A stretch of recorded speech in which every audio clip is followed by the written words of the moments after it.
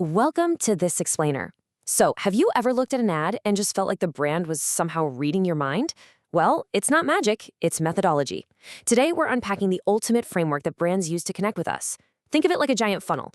We're going to start by looking at the entire world, and layer by layer, we'll filter down until we are sitting right inside the mind of the buyer. I mean, seriously, how do businesses know exactly what you want to buy? Sometimes even before you know it yourself. It's a fascinating mystery, right? And to solve it, we need to crack open the marketer's secret playbook. It's a process built entirely on strategy, psychology, and some laser-focused execution. Okay, let's dive into this. At the absolute foundation of everything is the market itself. The legendary Philip Kotler defines a market simply as a collection of actual and potential buyers who satisfy their needs and wants through exchange. Think of it as this continuous, breathing cycle. Sellers provide goods, services, and communication, and in return, buyers provide money and valuable information. It's a constant, dynamic loop. To truly master this playbook, here is our roadmap for the explainer. First, market overview. Second, market segmentation. Third, choosing target markets. And finally, number 4, positioning in the mind. Let's start at the widest part of our funnel with Section 1, Market Overview. Before a business can sell you anything, they have to understand the massive environment they're stepping into. The global market is just way too big to tackle all at once, so businesses classify it. They look at geography. Are we selling locally, regionally, or internationally? They categorize by product type, capital goods, consumer goods, or services.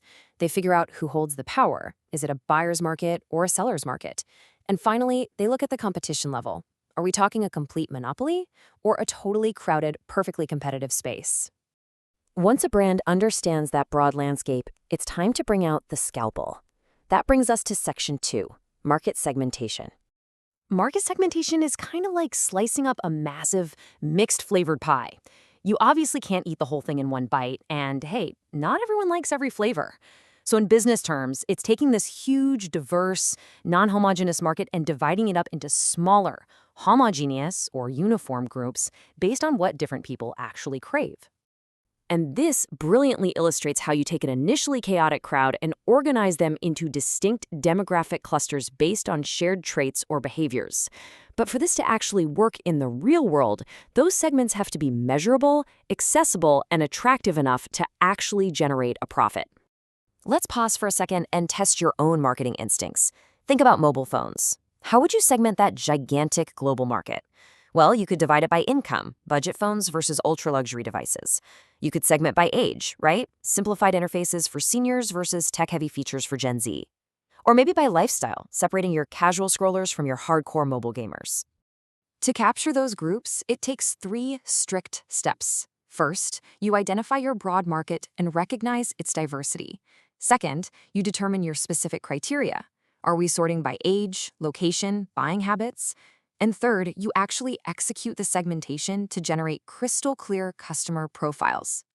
Which builds perfectly into Section 3, choosing target markets.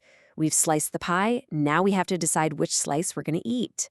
So a target market is exactly that, the specific group of customers with shared needs that a business actively decides to pursue. You evaluate the size, the growth potential, and the overall attractiveness of all your segments, and then you make a strategic choice on exactly where to strike. The marketer literally goes from observer to sniper here. When you're evaluating those targets, one absolutely critical metric is market share. It's calculated by taking the company's sales and dividing them by the total sales of that entire market segment. This simple formula tells a business exactly how big their current slice of the pie is and how much room they have to grow against the competition. Once your target is locked in, how do you attack? Well, a single segment strategy puts all your eggs in one highly focused basket. If you want to spread the risk, selective specialization picks a few unrelated but profitable segments. You could also go with market specialization and try to be everything to one specific customer group, or take the product specialization route, making one killer product and selling it to absolutely everyone. All right, we have finally arrived at the narrowest, most microscopic layer of our blueprint, Section 4, Positioning in the Mind. Check out this quote from marketing legends Philip Kotler and Kevin Lane Keller. Positioning is designing a product with distinct features compared to competitors to create a unique image for customers. So the crucial point is that it's not just about what your product physically does, It's about the specific, unique image it conjures up right inside your customer's mind. But you might be wondering, why go through all this effort to differentiate? Because today's consumer is completely overwhelmed. We are bombarded with too much information every single day. Our brains rely on cognitive filtering just to get by. So if your brand blends in, it just gets filtered out. Only the truly unique things earn the right to be remembered.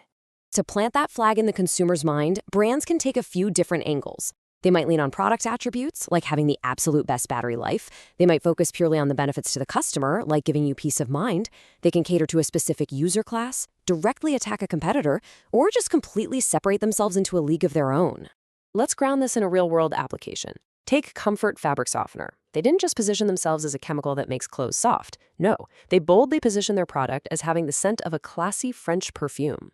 They took a super boring laundry chore and elevated it to a luxury experience. That is the magic of positioning.